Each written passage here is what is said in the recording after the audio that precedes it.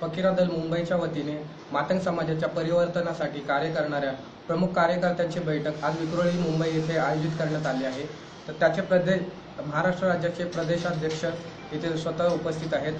आपण त्यांच्याकडून जाणून घेऊया की मातंग समाजाच्या परिवर्तनासाठी मुख्य उद्देश त्यांचा काय आहे। आपलं नाव सांगा साहेब। मी सतीश कसबे। फकीरा दल नावाचं मातंग समाजाचं मानवतावादी विचाराचं एक संघटन आहे। त्या संघटनेचा मी महाराष्ट्र प्रमुख म्हणून काम करतोय।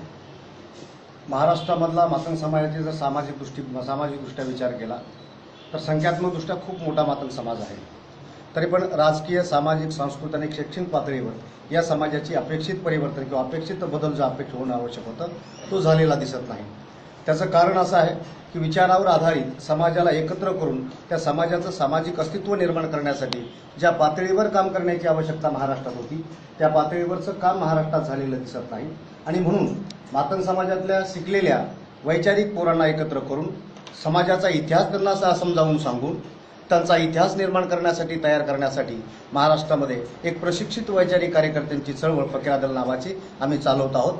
आणि म्हणून मुंबईमध्ये आम्ही फकीरा दलाच्या वतीनं मातंग समाज परिवर्तन परिषद नावाची एक परिषद आयोजित केलेली आहे। आणि त्या परिषदेला सक्सेस करण्याची जबाबदारी ही मातंग समाजाच्या प्रत्येक घटकाची आहे।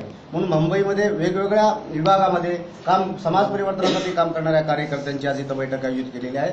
आणि या बैठकीमध्ये ही परिषद आयोजित करणं हे समाजहिताचं आणि समाजाच्या सामाजिक प्रतिष्ठेसाठी आणि समाजाच्या ओळखीसाठी किती महत्त्वाचं आहे त्या गोष्टीवर आम्ही इथं या बैठकीमध्ये सविस्तर चर्चा करणार आहोत। धन्यवाद।